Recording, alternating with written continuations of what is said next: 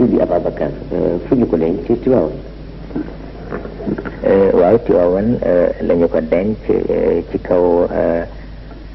ndénkaane boppam ak ci kaw itam xam ni dëkk la boo xam ni yemale bu ko benn dëkk, ndax daan na di wax lu bare ci Tiwaawan, daan na wax ni su Cheikh El Hadj Malick tëdd suñ ko mënoon defar ak wurus sax dëkk ba yëpp jaar na ko ba daan nañu ko wax. daan na di sax soo ak yenn kilifa tubaab yi ñëw di ko wax naan ko bëgguloo dara mu naan leen bëgg naa dara waaye dama fi nekkul man rek te réew mi duñu bàyyi weer ci benn fan. su ma leen tegee nga gis ñeneen ñu dem ci yeneeni kilifa ni leen Sëriñ Babacar teg na nguur gi nangam, yéen itam dem leen teg ko, lii rek a tax ma bàyyi leen ak seen bopp. waaye ku am ku day na Maodo war a soxla, ndax ñun bu ñu sañoon yéen tubaab yi, yéen sax waxuma talibé mais yéen tubaab yi bu ñu sañoon ngeen ñëw fii tabaxal ko fi jàkka wurus,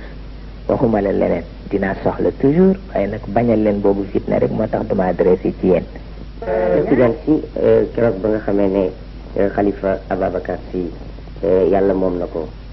naka la taalibe yi def, naka la xale yi def keroog? keroog taalibe yi lu dul jàpp ci yàlla, ndax ñun la ñu fekk ci kër gi te ñun ñu fi fekk na ñu xam ni dina fi jóge, ndax dëgg-dëgg nit bu dundee la mu war a dunde bu fa jógee itam dara nekku ci. te ñeneen a ko jiitu woon te nekkatuñu fi te lii suñu àlloo di gàtt gàtt gis nañu ci alquran lu ëpp loolu doole moo di bi yonent bi jógee ak la nga xam ni moom la ci yàlla wax. ñu xam ni kon nag moom itam su fi jógee talibé yi suñu ñëwee bëgg def dara dinañ leen wax dëgg wan leen carrément ni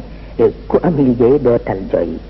góor gi bàyyi na fi itam yan bu nga xam ni ku fas yéene yan bi fa tabarakallahu li ci war nga def ko daa xalaat yan bi mais doo xalaat ni moom dem na.